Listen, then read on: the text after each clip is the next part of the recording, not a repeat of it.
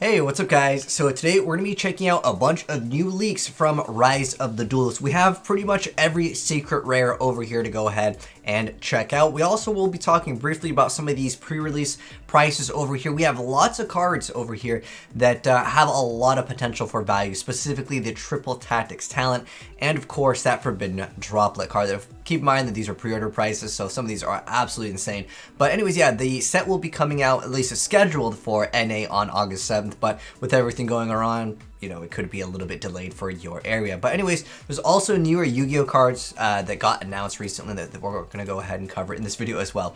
So anyways, the first card that we're going to be taking a look at for the newer Yu-Gi-Oh card is going to be called Warning Point. So this is a normal trap card that says, when a monster or monsters is summoned face up for the rest of the turn, those face-up monsters cannot attack, they have their effects negated if any, and they cannot be used for material for fusion, synchro, exceed, or link summons. Now, this is obviously very similar to, let's say, no material, but making it so they can't attack and have their effects negated, if any. And then on top of that, hitting multiple monsters is looking to be a pretty cool card, but at the end of the day, no material is a hand trap that people just simply aren't playing because obviously it doesn't hit as much stuff, and sometimes people can still kind of play out of it. But yeah, Warning Point is a okay-ish newer card coming out in Phantom Rage that I'd briefly go ahead and mention. Now, this one also got mentioned, I think a couple days ago, but I just didn't have time to cover it. I was playing Ghost of Tsushima, which is an excellent game, by the way. Anyways, Infernal Knight General Olivier over here is a level 5 Fire Warrior Synchro effect monster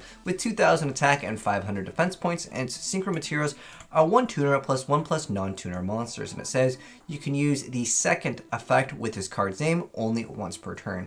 The first effect is when this card declares an attack while equipped with a equip card, you get to target one face-up card in the field and destroy it.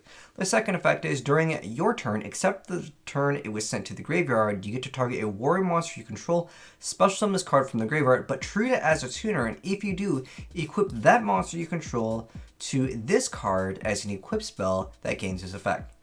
Gains 500 attack. Not the most insane effect, but obviously being able to bring back the card and use it as a tuner has a lot of potential for a little bit of rebuttal with the original effect not being too bad for it. But anyways, looking at the secret rares, because this is what most of the people are interested in at the moment, everything's at least like $30. It's like 30s to 50s on most of these. We have other cards that are 50s and 60s, but the hot cards I think most people are interested in are going to be the triple tactic talents over here. If you guys don't know what this does, this card is absolutely insane. I mean, it has the rarity unconfirmed. It's a secret rare. So spoiler, this is all the secret rares over here that just got leaked by a trade binder, although I took this picture from Italian Yu-Gi-Oh, so shout out to them too. But anyways, spell normal says if your opponent activated a monster effect during your main phase, you can either draw 2, take control of one monster opponent controls until the end phase, look at your opponent's hand and choose one card from it and shuffle it into the deck. You can only activate one of them per turn. So obviously this is absolutely insane. If your opponent does anything to you,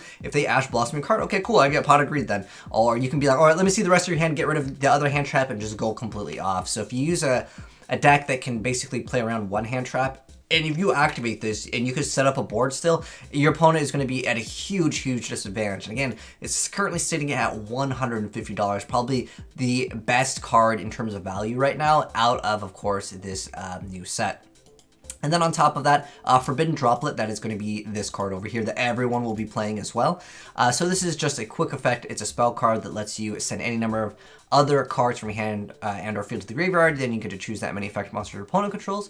And until the end phase, their attack is halved. Also, their effects are negated. And in response to this card's activation, your opponent can't activate cards or the effects of cards with the same original type monster spell trap as the one sent to the graveyard for this effect to activate. And this one's about $90. I think that these are going to be pretty much the go-to pricey cards.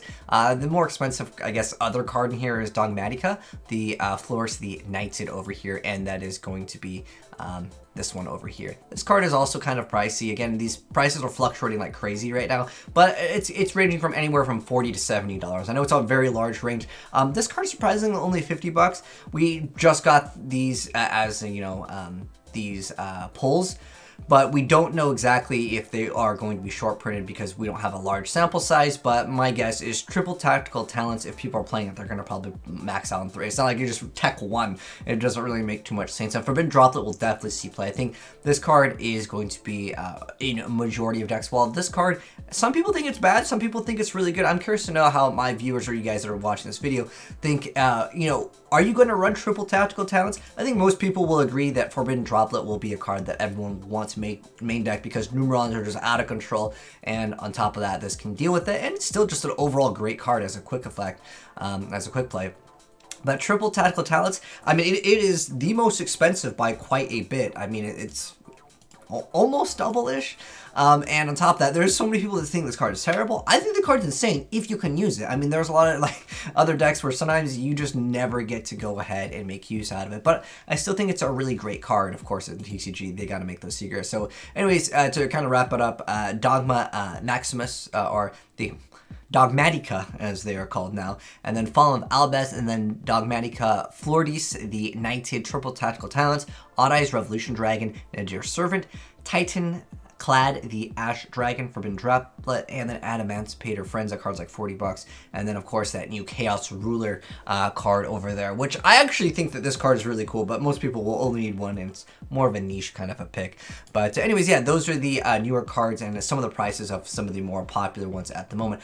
Curious to know what you guys think about some of the cards that we mentioned already in the video, like, of course, the one where it's Warning. I just don't think most people will run it. It might be one of those cards where you can side deck, and if you go first, you can completely wreck a deck. But we already have lots of other things, like, of course, oh gosh, what is that? Dimension Barrier, that card, like, people don't really even run that. I know this technically stops links, so that helps a little bit, and then negates. It's not like a bad card, but it's just, there's Titanocider already is like a really strong card already, and some people aren't even playing that, and I think that that card's fantastic in the sense where you get to bring it back. But anyways, thanks for tuning in, guys. Hopefully you enjoyed the video. If you did, go ahead and drop a like on it. If you're new here, hit subscribe, turn on the bell so you don't miss out when we cover more new Yu-Gi-Oh! News.